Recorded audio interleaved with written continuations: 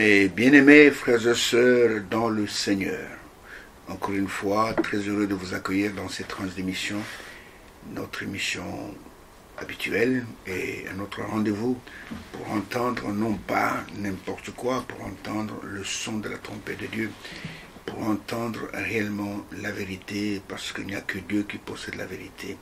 Et le Seigneur a dit, sanctifie-les par ta vérité, Père, car ta parole est la vérité. Ainsi, je vous accueille chaleureusement dans cette émission et merci d'être de nos fidèles. Nous ne sommes pas sur les réseaux sociaux pour écouter, cliquez sur le like, mais cliquez dans votre cœur et ça nous fait beaucoup de plaisir. Et le Seigneur qui nous s'est enregistré au ciel, ce n'est pas sur le Facebook, ce n'est pas sur le YouTube, ce n'est pas sur tout cela, c'est enregistré dans le ciel et le Seigneur est content quand vous, dans votre cœur, vous cliquez like, vous montrez que vous nous aimez et que vous aimez ce que nous faisons. Ainsi, quelle que soit votre communauté, quelle que soit votre coloration spirituelle, quelle que soit votre obédience, quelle que soit votre communauté, quelle que soit votre dénomination, vous êtes d'abord un être humain. En tant qu'un être humain, vous avez un seul créateur, ce créateur c'est Dieu. Et Dieu veut que chacun puisse être obéissant à sa voix et que chacun puisse être délivré des chaînes du péché et que chacun puisse expérimenter le salut qu'il a réservé pour nous bien avant la fondation du monde. Ainsi, merci pour votre présence et je voudrais encore dire une fois merci pour tous ceux qui nous soutiennent par leurs moyens financiers, par leurs prières, par leur assistance, par tout ce qu'ils font pour que l'œuvre de Dieu ne puisse pas s'arrêter, que la grâce Tout-Puissant repose sur chacun de vous et qu'il vous rende en centuple, je dis bien en centuple, tout ce que vous faites pour son œuvre, parce que lui-même a dit que même pour un seul verre d'eau donné à un de ses enfants, une récompense attachée à cela. Ainsi que Dieu bénisse, pendant qu'encore une fois, nous allons nous tourner vers lui pour que lui nous parle. Et partout, ces émissions vont vous atteindre, que vous soyez en Afrique, que vous soyez en Europe, que vous soyez aux États-Unis, que vous soyez, c'est pour moi, en Asie, au Proche ou Moyen-Orient, que vous soyez en Papouasie, que vous soyez n'importe où en Océanie, que la bénédiction du Tout-Puissant repose sur vous. Parce que quand Dieu parle, écoutez-moi bien, il peut parler dans un coin de la Chine, il peut parler dans un coin de l'Afrique, dans un coin de l'Amérique latine. Mais quand Dieu parle, sa parole, elle est imposable à tout homme qui est sur la terre. Dieu, quand il parle à toute la création. Il a dit que allez par tout le monde et prêchez cette bonne nouvelle à toute la création, dans le monde entier. Celui qui croira qui sera baptisé sera sauvé, et celui qui ne croira pas sera condamné. Ainsi, quand nous parlons, nous ne nous adressons pas seulement à une catégorie particulier. Ce ne sont pas seulement aux Africains. Je m'adresse à toute la terre. Je m'adresse à tout homme qui est né, qu'il soit blanc, qu'il soit jaune, qu'il soit rouge, qu'il soit indien, qu'il soit chinois, qu'il soit japonais, qu'il soit vietnamien, qu'il soit n'importe quel pays. La parole que vous écoutez, si vous parvenez à l'écouter, et la Bible dit aujourd'hui, si vous entendez sa voix, n'endurcissez pas votre cœur. C'est dans votre intérêt, sinon vous allez périr. Parce que cette vie que nous avons est une vie éphémère. Comme vous avez dans vos téléphones, sur le WhatsApp, vous avez des messages éphémères. C'est-à-dire qu'après un certain temps, ils vont s'effacer. Donc cette vie, c'est une vie éphémère. Après un certain temps, cette vie sera effacée. Il y a une vie meilleure, une vie éternelle que Dieu vous donne, qui n'aura pas de fin. Donc il n'y aura pas de moyen d'effacer cette vie. Cette vie va subsister pour l'éternité. Et cette vie, tu ne peux l'avoir, écoutez, que dans la parole de Dieu. Et il n'y a qu'une seule personne qui peut te la donner, c'est le Seigneur de gloire. Il est le seul qui possède l'immortalité, il est le seul qui peut te rendre immortel. Et il n'y a pas de vie éternelle dans toutes les communautés, ça n'existe pas. Un seul détient l'immortalité, c'est le Seigneur Jésus-Christ. Et il est le seul qui peut te vivifier, qui peut te faire grâce de donner cette vie éternelle pour que tu puisses aussi vivre éternellement. Alors c'est pourquoi vous ferez bien de faire attention à tout ce que nous disons dans ces émissions. Ici, on ne vous parle pas, venez, vous allez, c'est pas moi, avoir beaucoup d'argent, c'est bien, c'est de l'argent, mais la finalité, c'est la mort. Vous allez avoir, c'est pas moi, beaucoup de biens, et vous allez, c'est pas moi, voyager pour l'Europe, vous allez ceci, tout ça, c'est du blabla. La chose capitale, le Seigneur dit, cherchez premièrement, la justice de l'homme d'en haut, et tout le reste. Il y a des gens qui cherchent la gloire, devenir des grands pasteurs, devenir des grands apôtres, devenir, c'est pas moi, des archibishops. Tout ça, c'est bien. Mais la finalité, c'est la tombe. Mais nous cherchons la vie éternelle pour que même si la mort nous rencontre, que la mort n'ait plus de puissance sur nous.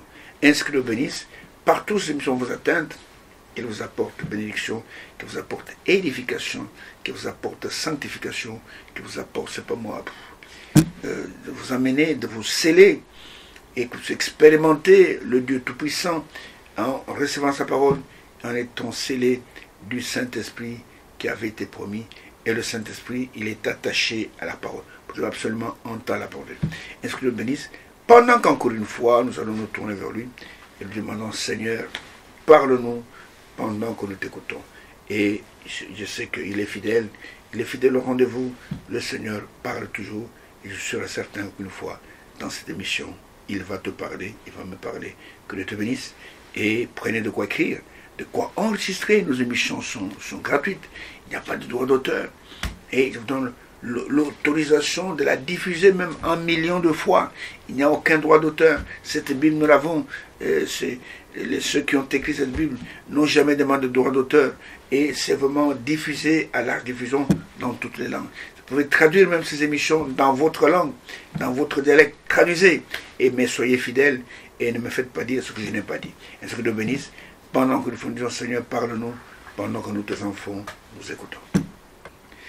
Au travers de ces émissions, qui peut-être peuvent sembler un peu anodines, peut-être que vous aimez des émissions où il y a des animateurs, où les gens vous racontent des histoires, où ils vous font rire, font ceci, et où il y a beaucoup de choses de néant. Ça vous égaye, ça vous fait plaisir. Mais sachez que vous avez une âme, et que cette âme a besoin du salut.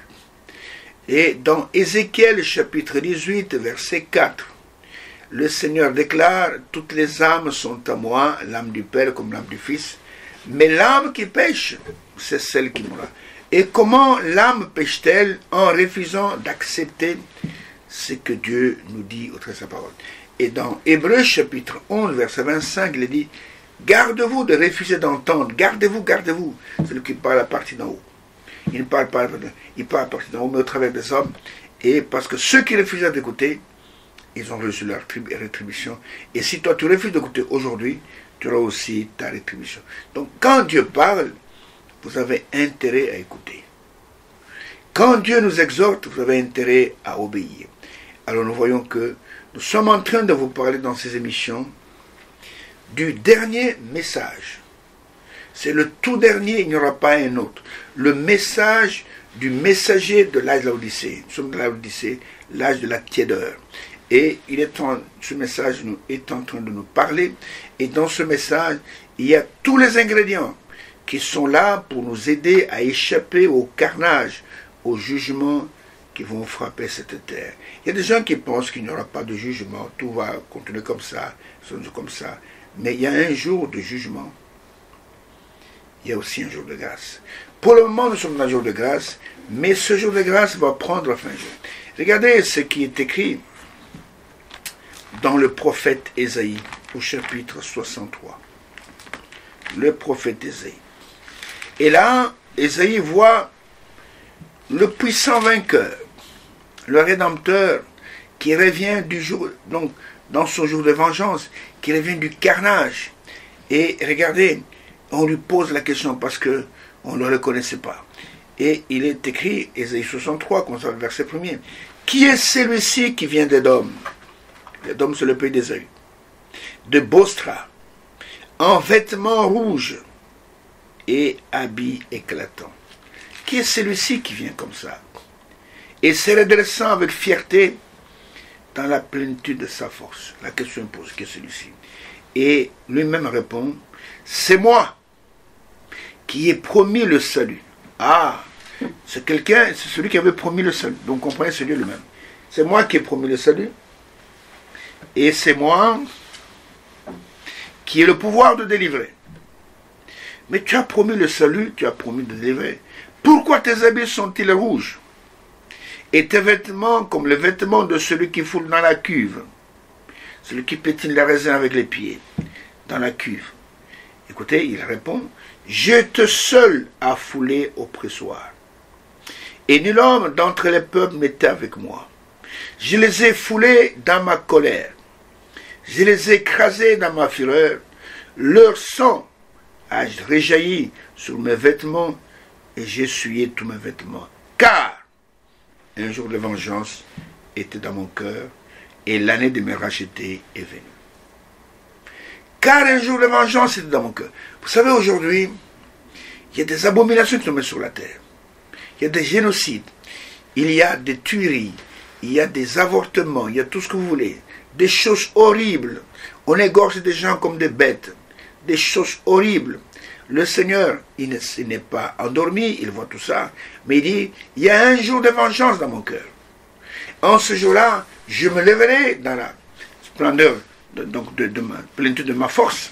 Et quand je viendrai, ma colère sera sans remède. Alors dans ma colère, je les ai foulés comme on fout le pressoir. Aucun d'entre les peuples n'était avec moi.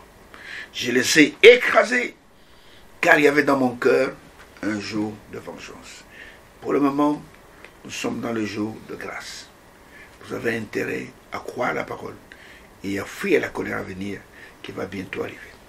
Nous vous parlons de ce dernier message qui est comme un dernier appel à sortir de la confusion religieuse, à sortir de tout ce que les hommes ont bâti et qui n'a aucun fondement solide. Parce que le jour de vengeance vient et quand ce jour arrivera, tout passera. Tout va s'écrouler. Toutes les nations seront détruites. Souvenez-vous de la pierre qui s'est attachée à la montagne sans le secours humain, qui est écrit dans Daniel, c'est Daniel chapitre 2. Et quand Daniel a interprété le son de Nabuchodonosor, et quand il a passé de pierre, et qui vient sans le secours humain, qui va frapper la statue de Nabuchodonosor, laquelle statue représentait le temps des nations, et qui représentait l'empire babylonien, l'empire médo-perse, et l'empire grec, l'empire romain, et tout va voler en éclats. Et en tout cas, tout va. On ne verra plus même un atome de cette statue. Tous ces royaumes seront détruits. Tout ce que vous voyez comme royaume aujourd'hui sur la terre, les puissances nucléaires, tout ça, tout va disparaître. Et cette pierre va devenir un royaume qui va subsister sur la terre éternellement.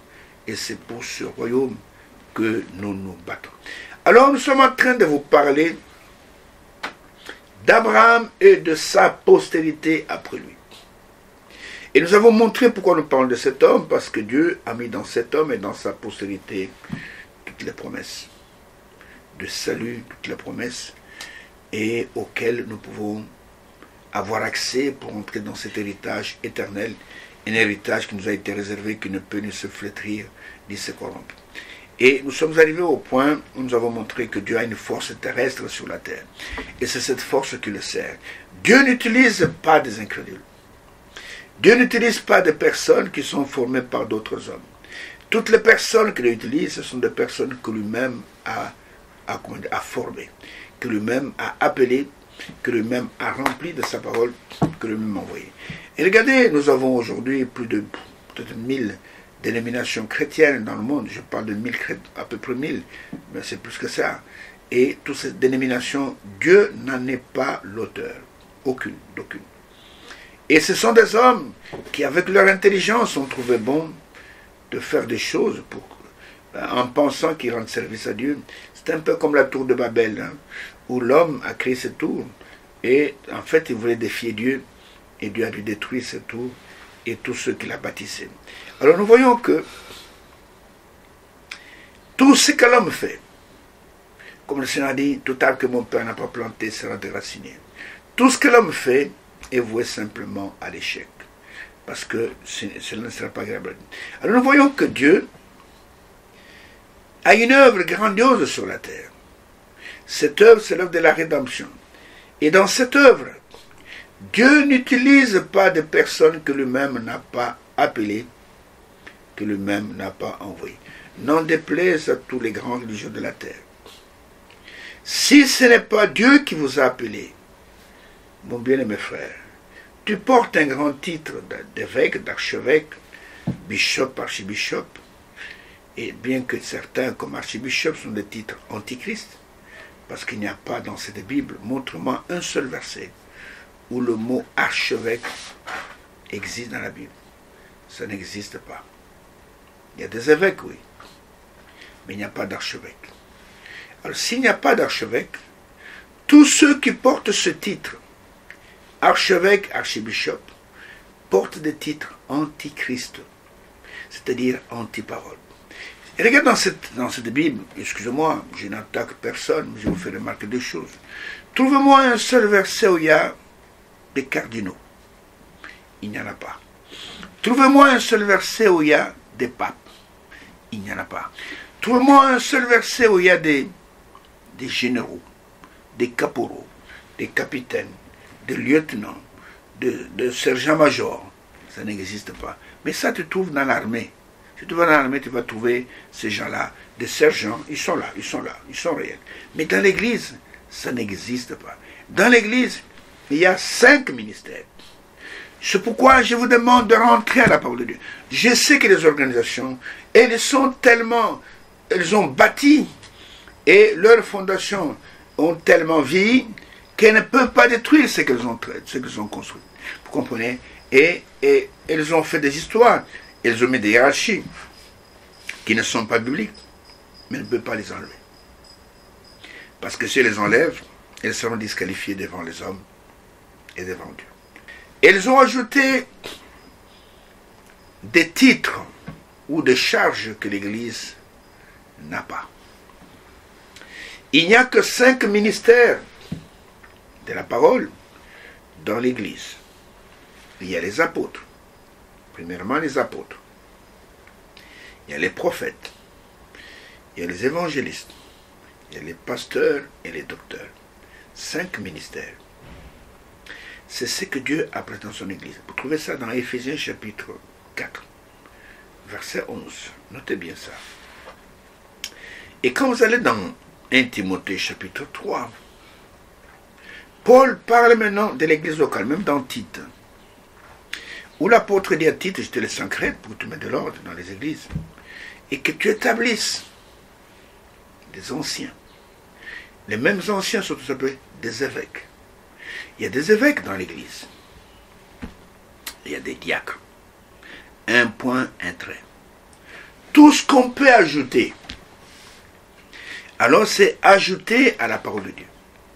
Là, vous aurez des problèmes avec Dieu parce que, à la fin de la Bible, le Seigneur déclare ouvertement, après chapitre 22, écoutez-moi bien mes frères, c'est par amour que je vous dis ça, pour vous éviter des ennuis.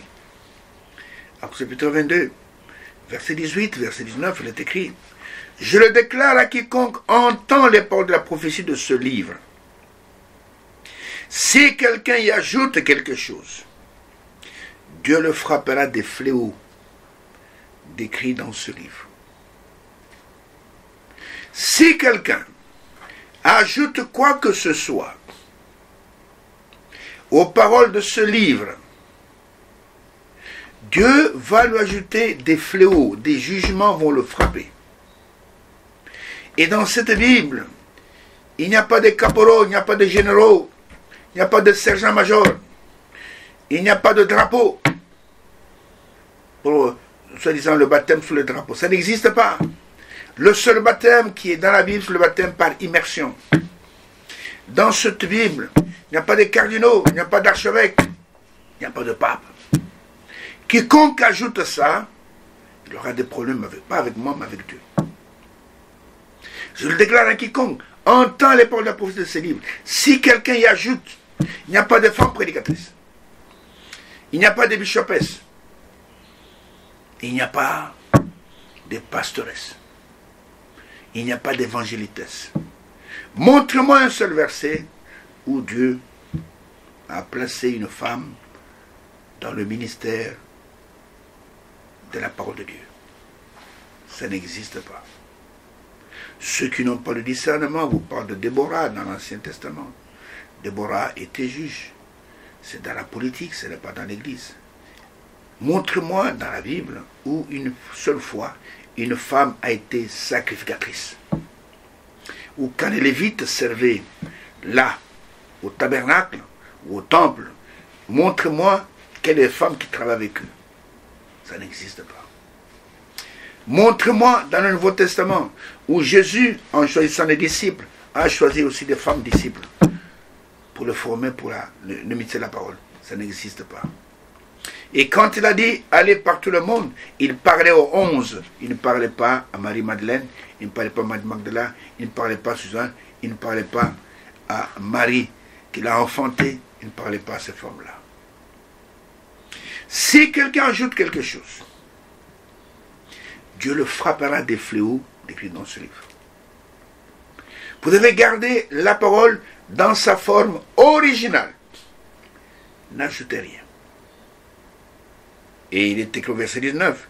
Et si quelqu'un retranche quelque chose des paroles du livre de cette prophétie, Dieu retranchera sa part de l'arbre de la vie et de la ville sainte décrite dans ce livre. Ce qui veut dire, il n'aura pas part à la vie éternelle. L'arbre de la vie, c'est l'arbre qui donne, qui donne la vie éternelle. Donc cette personne-là, elle sera condamnée à disparaître. Et il n'aura pas de part à la ville sainte, la Nouvelle Jérusalem. Il n'aura pas de part à cela. C'est pourquoi nous sommes en train de vous parler du dernier message adressé aux nations. Et ce message est adressé à un peuple bien particulier, le peuple de la promesse.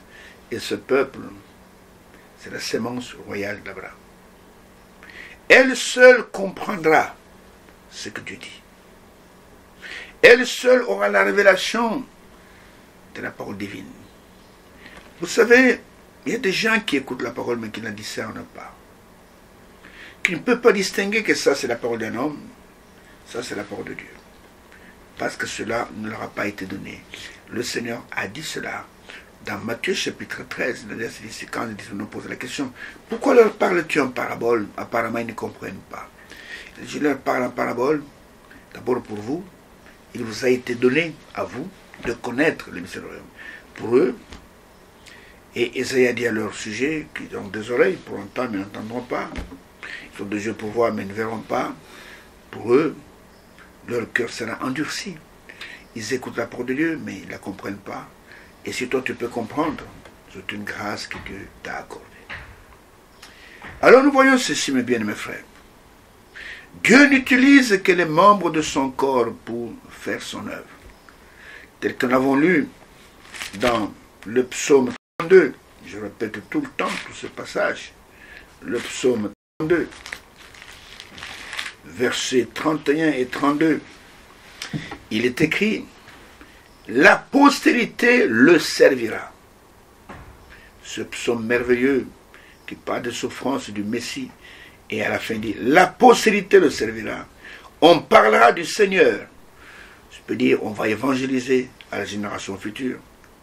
Quand elle viendra, cette postérité, elle annoncera sa justice et elle annoncera son œuvre au peuple nouveau-né, au peuple qui a expérimenté la nouvelle naissance. Elle va annoncer son œuvre. Elle ne va pas annoncer l'œuvre d'une communauté, d'une dénomination.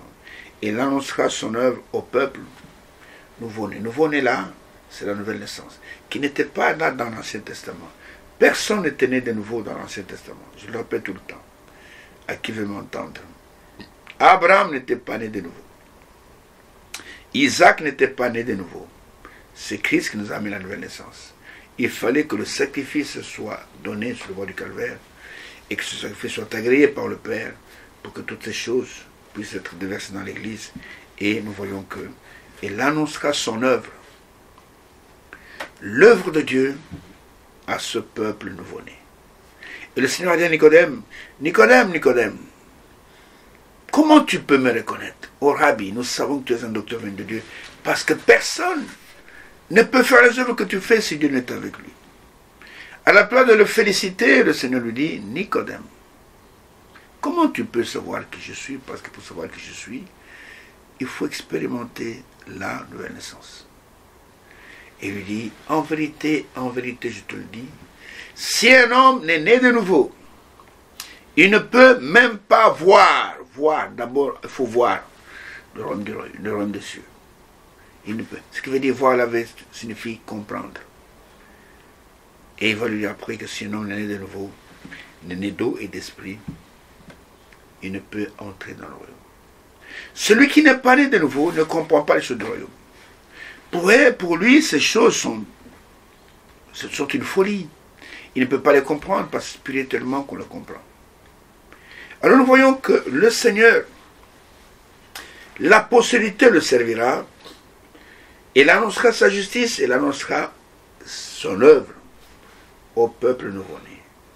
Ce qui veut dire que, quand regardez dans le Nouveau Testament, parce que dans l'Ancien Testament, avec une catégorie de personnes qu'on appelait les prophètes, je vous ai lu dans 1 Samuel chapitre 9, verset 9, que autrefois, quand on allait consulter Dieu, on allait vers le voyant.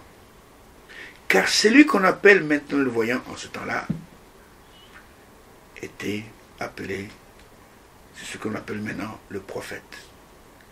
On allait vers ces personnes-là parce que c'était des personnes qui avaient un contact avec l'Éternel.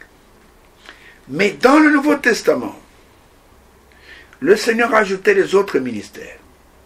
Apôtre, prophète, évangéliste, pasteur, docteur, pour l'édification du corps de Christ, en vue de l'œuvre du ministère et de l'édification du corps de Christ, jusqu'à ce que nous soyons tous parvenus à l'unité de la foi, à la connaissance du Fils de Dieu et à la stature parfaite de l'homme parfait en Christ. Et nous voyons que Dieu n'utilise pas les théologiens. Regardez le Seigneur dans Matthieu chapitre 16. Au verset 18, c'est là qu'il va parler de l'Église pour la première fois. Matthieu 16, verset 18, quand il parle à Pierre, à Céphas, quand il a donné la bonne réponse, parce qu'il avait posé la question, qui dit-on que je suis moi le Fils de l'homme? Qu'est-ce que les hommes racontent? Et Pierre a reçu la révélation du Père, parce que pour connaître le Fils, il faut que le Père vous le révèle. Et Pierre a dit, je sais Seigneur que tu es le Christ, le Fils du vivant. Et le Seigneur lui répond, tu es heureux, Simon Jonas.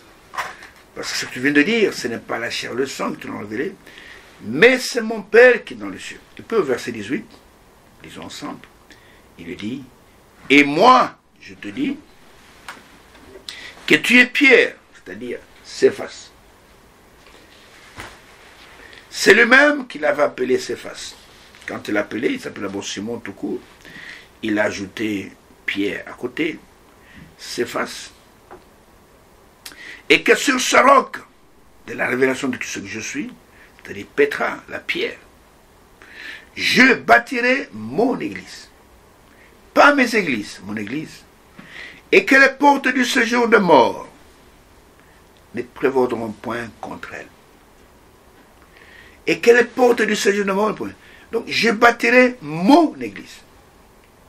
Pas mes églises. Aujourd'hui, il y a plusieurs églises chrétiennes. Plusieurs dénominations. Nous avons des luthériens, nous avons des presbytériens, nous avons des méthodistes, nous avons des témoins de Jéhovah. Nous avons... il y en a plein, il y en a plein. Mais Jésus dit, sur ce roc, cette pierre, moi Jésus, je bâtirai mon église. Pas mes églises. Et que même les portes du séjour de mort, même les démons qui sortent de l'enfer, ne peuvent rien contre cette église. Et quelle est la mission de l'église? Qu'est-ce que l'église doit faire? Prenez avec moi 1 Timothée chapitre 3, verset 15, verset 16. Et l'apôtre dit ceci à Timothée, l'apôtre Paul. Je t'écris ces choses avec l'espérance d'aller bientôt vers toi. Mais si je tarde, tu sauras comment il faut se conduire. Écoutez, dans la maison de Dieu, qui est l'église du Dieu vivant, pas l'église de tel archevêque, de tel, non, pas l'église fondée par des hommes, non, qui est l'église du Dieu vivant, qui est la colonne et l'appui de la vérité. Si je tarde, tu vois, moi, il faut te conduire dans la maison de Dieu, qui est l'église du Dieu vivant, pas d'une idole, qui est la colonne et l'appui de la vérité. Si on doit écouter la vérité, c'est dans la véritable église. C'est là où on trouve des hommes mandatés de Dieu, mais qui sont envoyés avec la parole de Dieu, et seule la parole de Dieu nous dit la vérité. Il dit, l'église de Dieu, qui est la maison de Dieu, qui est la colonne et l'appui de la vérité. L'église appuie la vérité. L'église n'appuie pas le mensonge. L'église n'est pas la colonne du mensonge. Aujourd'hui, les églises, par exemple, beaucoup ont opté pour l'homosexualité. L'homosexualité est une abomination. Comment l'église véritable, qui est appelée la colonne, peut appuyer quelque chose que Dieu a condamné? L'homosexualité, c'est la sodomie. Comment l'église, qui est là pour la colonne de la vérité, peut appuyer une telle abomination? Une abomination pour laquelle, à cause de laquelle Dieu a détruit 2 villes, Sodome et Gomorrhe, et que les habitants ont été réduits en poussière. Comment l'Église peut-elle appuyer de telles choses? Et aujourd'hui, des grandes églises optent même pour l'homosexualité. Vous avez même appris dernièrement que le pape de Rome demande à ses prêtres de bénir les couples homosexuels. Tout en disant, ce n'est pas le mariage, mais pour bénir, c'est la même chose. Quand vous bénissez, c'est que vous êtes d'accord. En disant, les homosexuels sont des hommes comme tout autre. Ce sont des êtres humains. La Bible les appelle des abominables. Dans Lévitique, il est écrit, si un homme couche avec un homme, comme couche avec une femme, ils ont tous les deux commis une abomination. Ils seront punis de mort. Ça, c'est le ainsi dit le Seigneur. Aucune parole, ni d'un pape, ni d'un archevêque, ni d'un cardinal, n'enlèvera ça. Quelqu'un qui prend une décision qui est contraire à la parole de Dieu, il s'expose à la colère divine. Il rendra compte de cela. Tous ceux qui optent pour l'homosexualité aujourd'hui, la Bible dit, ils seront punis. Ils vont rendre compte devant Dieu. Prenez avec moi Romains chapitre 1er.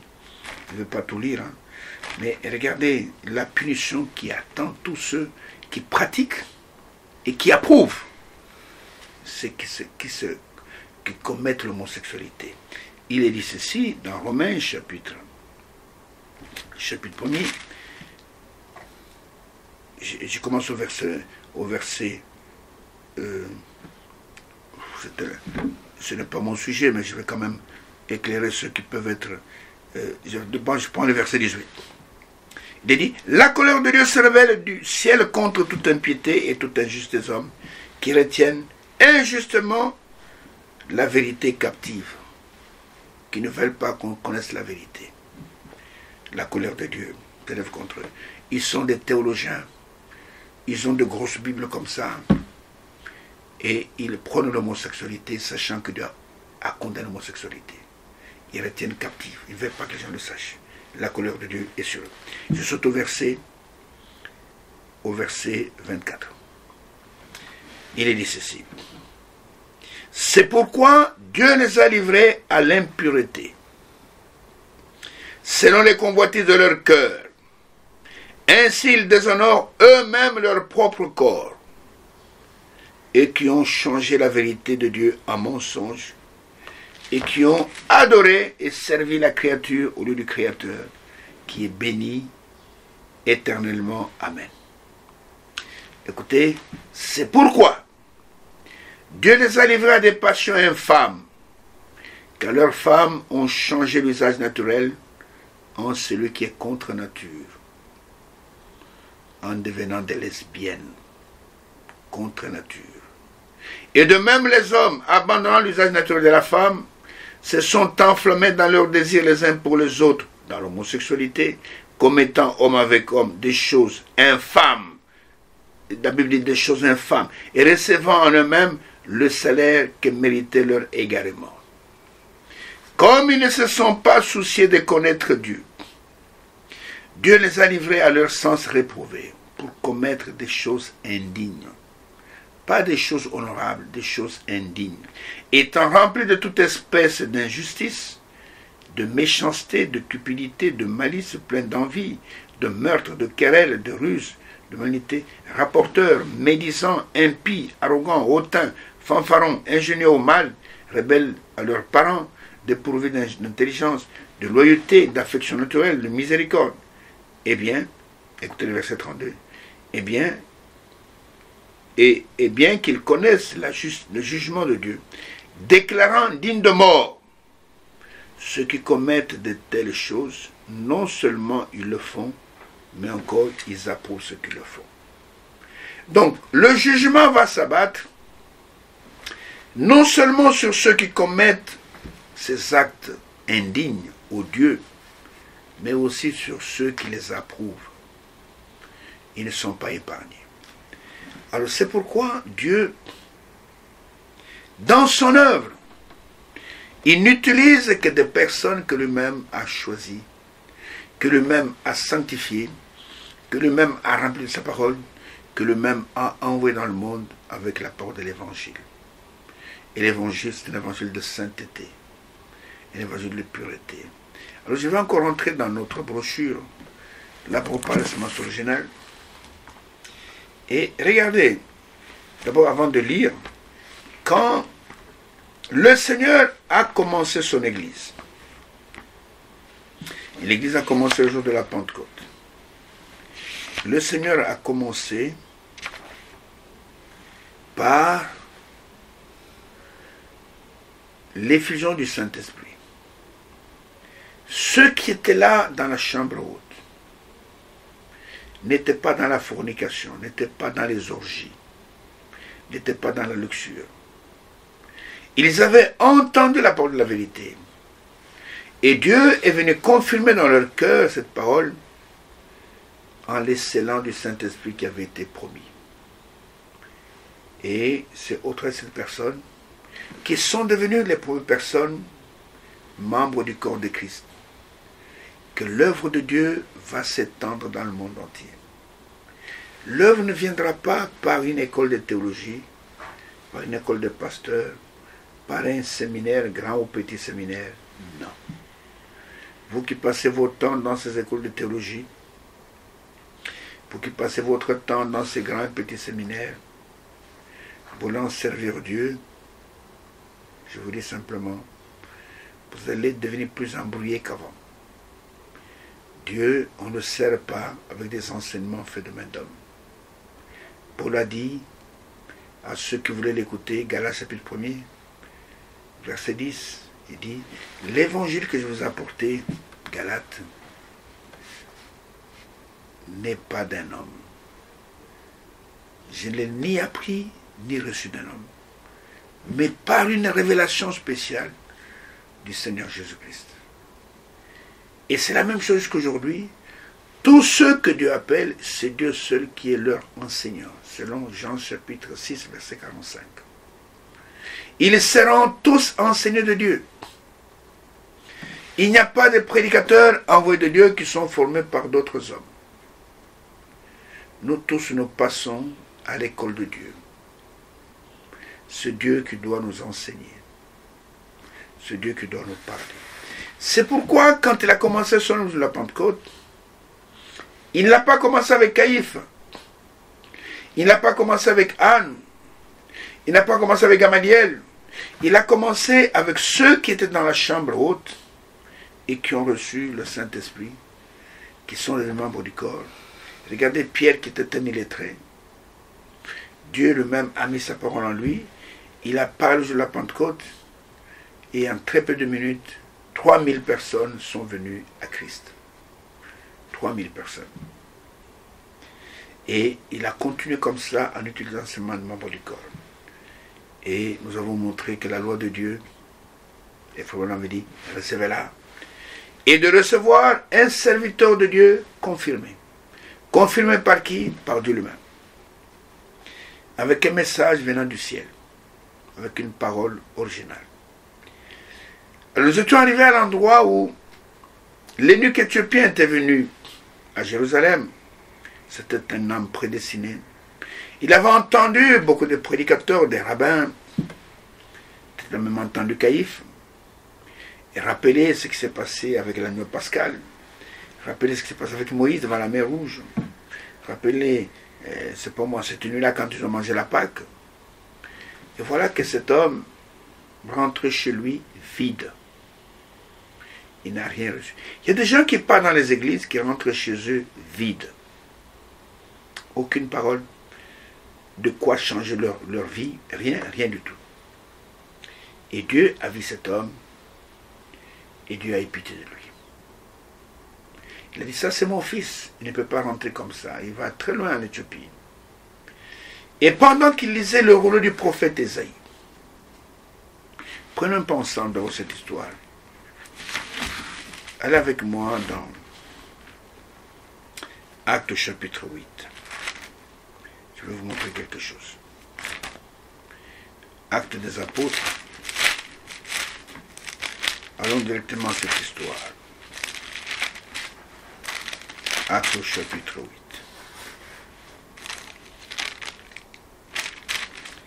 L'eunuque éthiopien. Commençons par le verset 26. Voilà, je vais m'arrêter. Il est écrit ceci. Un ange du Seigneur, s'adressant à Philippe. Et qui était Philippe? Un membre du corps. Philippe n'était pas au Sanhédrin. Lui dit,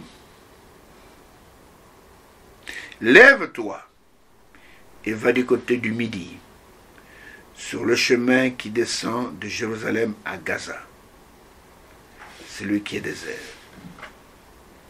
Il se leva et partit, et voici un Éthiopien, un eunuque, ministre de Candace, reine d'Éthiopie, et surintendant de tous ses biens, c'était comme un ministre de l'économie, venu à Jérusalem pour adorer, s'en retourner assis sur son char et lisait le prophète Ésaïe. Il est venu à Jérusalem pour adorer, mais il n'a pas rencontré la vraie parole. Comme des gens qui vont dans les églises, qui écoutent des sermons de toutes sortes, mais ils ne rencontrent pas le Seigneur. Ils ne rencontrent pas la vérité. Voici un homme qui est venu de loin, avec son char, avec des chevaux, qui a avalé beaucoup de poussière en cours de route, et qui est venu pour adorer, et il n'a pas rencontré le véritable Dieu, et rentre chez lui vide. Et, verset 29, l'Esprit dit à Philippe, avance, approche-toi de ce char. Philippe accourut et entendit l'Éthiopien qui lisait le prophète Ésaïe. Il lui dit, comprends-tu ce que tu lis? Le char devait rouler à petite vitesse. Il lisait le prophète Ésaïe, mais sans savoir de qui on parlait. Il lisait Ésaïe 53. Verset 31, il a répondu, comment le pourrais-je? Si quelqu'un me guide, et ce quelqu'un-là, il faut un membre du corps. Parce que Dieu fait son œuvre sur la terre avec des membres du corps. Et il invita Philippe à monter, à s'asseoir avec lui. Ça c'est extraordinaire. Hein? Un étranger qui était là, qui passait, qui pose la question. L'eunuque pouvait dire, écoutez, c'est peut-être un bandit qui veut m'attaquer. Non, il a senti que cet homme a quelque chose que j'ai besoin. Il a invité, étranger, monte ici, monte sur mon char. Monte et assieds-toi à côté de moi. C'était un ministre, c'était une autorité. Intendant de tous les biens de Candace, reine d'Éthiopie. Et il est monté à bord. Et le passage de l'écriture qu'il lisait, verset 32, était celui-ci. Il a été mené comme une brebis à la boucherie, et comme un agneau muet devant celui qui le tend, il n'a point ouvert la bouche. Dans son humiliation, son jugement a été élevé, et sa postérité qui la dépeindra, car sa vie a été retranchée de la terre. L'eunuque dit à Philippe, je te prie, de quel prophète parle-t-il ainsi? Est-ce de lui-même ou de quelqu'un d'autre? Écoutez, écoutez. Alors Philippe, membre du corps, ouvrant la bouche et commençant par ce passage, lui annonça quoi? La bonne nouvelle de Jésus. Amen, amen, amen. Lui annonça quoi? La bonne nouvelle de Jésus. C'est ça que nous devons prêcher. Nous prêchons Jésus et Jésus crucifié. Et Philippe, ouvrant la bouche et commençant par ce passage, lui annonça quoi? La bonne nouvelle de Jésus. Il doit être le centre de notre prédication. Si quelqu'un vous prêche, soi-disant l'évangile, et que cet évangile qui vous prêche, Jésus n'est pas au centre, alors ce n'est pas un membre du corps. S'il te prêche, au Branham, c'est lui le sauveur. Une autre personne, c'est le sauveur. Il ne te prêche pas le véritable évangile. Si de sa bouche, il ne fait que vanter telle personne, fondateur de leur église, cet homme n'a pas le Saint-Esprit. Cet homme n'est pas membre du corps. Cet homme n'est pas mandaté par Dieu. Mais Philippe, rempli du Saint-Esprit, et quand le Saint-Esprit viendra en vous, il vous connaîtra toute la vérité. Il me glorifiera, a dit Jésus, et vous annoncera les choses à venir. Et il lui annonçait quoi? La bonne nouvelle de Jésus. Comme ils continuaient leur chemin, ils rencontrèrent de l'eau. Et l'eunuque lui dit, voici de l'eau. Qu'est-ce qui empêche que je ne sois baptisé? Philippe dit, il n'a pas dit non, il faut un peu de catéchisme, non. Si tu crois de tout ton cœur, cela est possible. L'eunuque répondit, je crois que Jésus est le Fils de Dieu. Et il fit arrêter le char. Philippe et l'eunuque descendirent tous deux dans l'eau. Il n'est pas dit Philippe est allé avec un gobelet chercher de l'eau dans la rivière. Il est venu verser sur la tête de l'eunuque. Non. Tous deux descendirent dans l'eau. Et Philippe baptisa l'eunuque. De quel baptême? Par immersion. Mon bien-aimé frère, si dans ton église, vous avez le catéchisme, vous avez des cours d'affermissement avant le baptême, ce sont des fausses choses qui sont venues de Babylone. Ça n'existe pas dans l'église. Pour être baptisé, on demande de la foi. Celui qui croira qui sera baptisé. Il n'est pas dit, celui qui va répondre, dit celui au catéchisme. Le mot catéchisme n'existe même pas dans la Bible. C'est que l'eunuque éthiopien a vécu ici, moi aussi je l'ai vécu. Une fois, j'ai quitté la ville de Bouta avec un frère. Nous allons vers Isiro. Et en cours de route, on a pris deux messieurs qui partaient vers Bouta. Partaient vers Poko, plutôt. Partaient vers Poko. C'est à 120 km d'Isiro. Et en cours de route, on les a évangélisés. Et avant qu'on arrive à Poko, il y avait une grande rivière là-bas. Eux-mêmes ont dit, voici la rivière. Frère, en tout cas, ne nous laissez pas comme ça, baptisez-nous. On ne le connaissait même pas. J'ai arrêté la Jeep. Nous sommes descendus, le frère qui m'accompagnait est descendu avec eux dans l'eau. Il les a baptisés. Le baptême véritable, ce n'est pas par aspersion. Ça, c'est le venin du diable.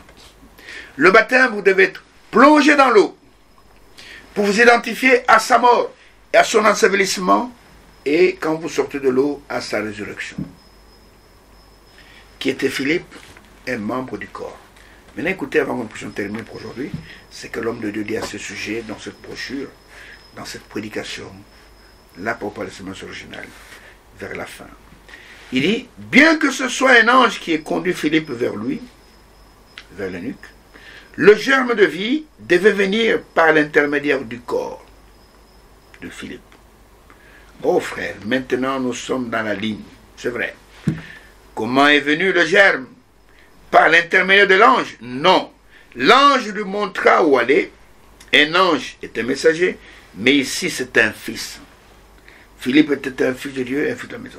Philippe avait le germe le message et la parole, c'est ainsi qu'un enfant peut naître, pas autrement, pas avec une semence dénominationnelle.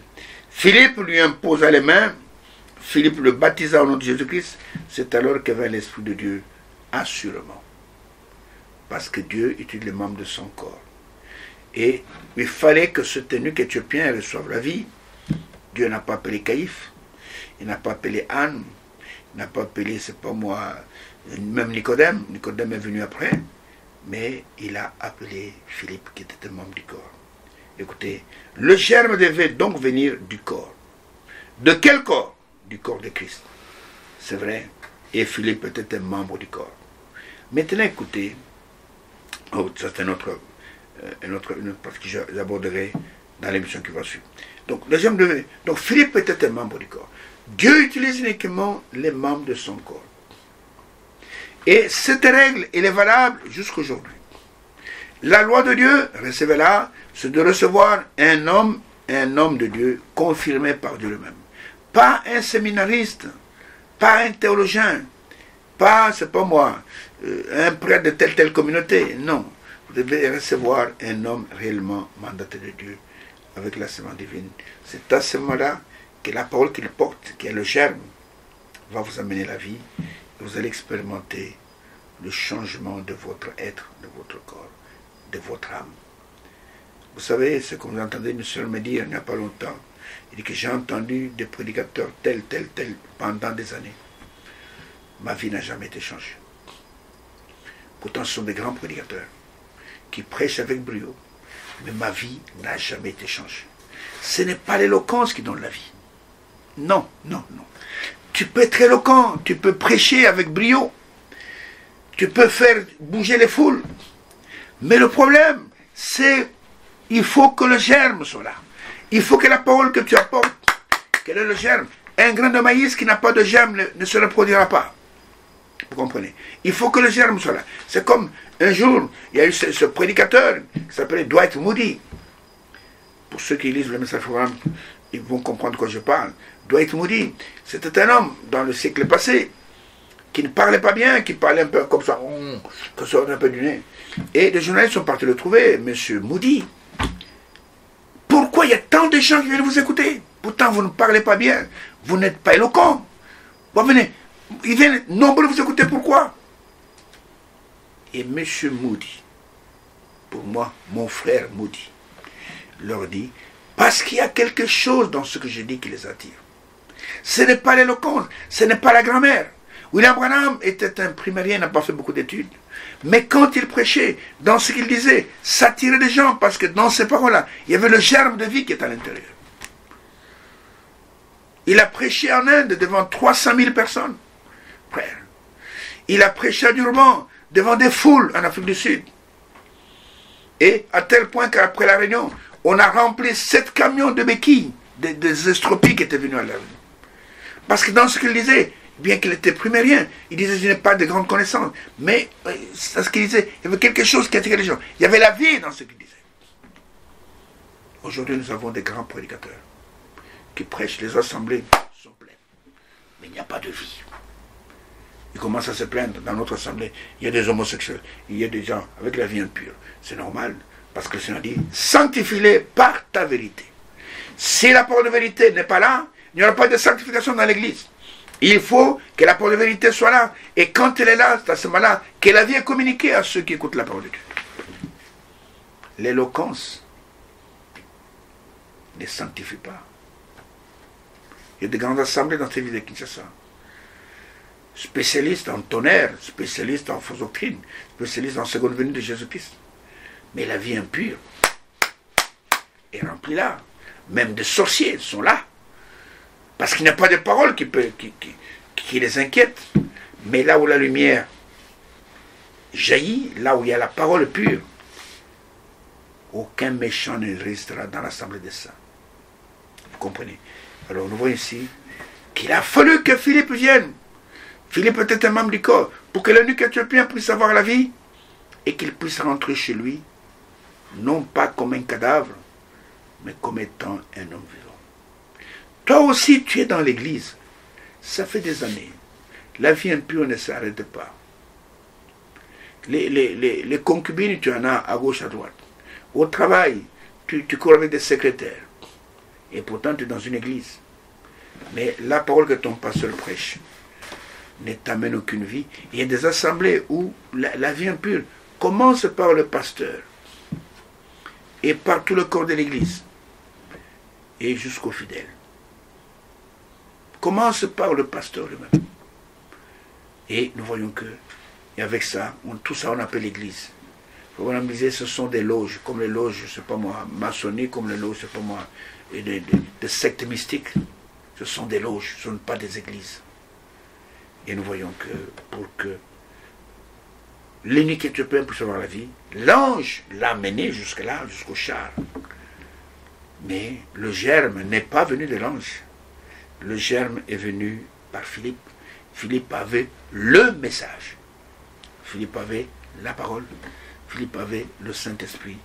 Et quand il a parlé, et l'unique Éthiopien a pu expérimenter tout ça. Pour que vous puissiez naître de nouveau, vous devez écouter la parole d'un homme mandaté, d'un homme qui a le germe. Sinon, vous n'aurez pas la vie.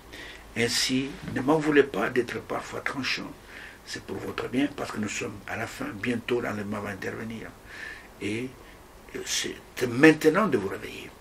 C'est maintenant de vous regarder. C'est maintenant de tourner autour de vous. C'est maintenant de sonder la parole que vous écoutez par votre pasteur, par vos prédicateurs. Si ce n'est pas le cas, si cette parole n'a pas le germe, tu peux avoir des beaux œufs dans ton nid, mais s'il n'y a pas le germe à l'intérieur, ces œufs vont pourrir. Il n'y aura pas de poussin. Il faut qu'il y ait le germe de vie à l'intérieur. Vous savez, ces poules hybrides qui pondent sans avoir rencontré un coq, les œufs là, ils n'ont pas de germe à l'intérieur. Ces œufs-là, les gens les mangent, et quand on mange ces choses hybrides-là, c'est ça qui nous amène des maladies. Vous comprenez? Et nous avons besoin d'expérimenter ce germe, que la vie puisse venir. Vous voyez, quand le germe est entré dans la chambre haute, oh là là, ils ont commencé à crier, à pas dans d'autres langues. Ils sont descendus de la chambre haute en titubant, parce que le germe était entré. Et Pierre avait le germe, il a parlé de la Pentecôte. Frère, 3000 personnes sont entrées dans le corps. Et aujourd'hui, c'est la même chose. Dieu travaille avec les membres de son corps. Il travaille avec la sémence royale d'Abraham. Et si ce n'est pas le cas, tout ce que vous faites est lettre morte. Ainsi, que Dieu vous bénisse, que Dieu vous assiste, que Dieu vous donne la compréhension exacte de ce que nous venons d'entendre, et qu'il vous donne le discernement des choses les meilleures.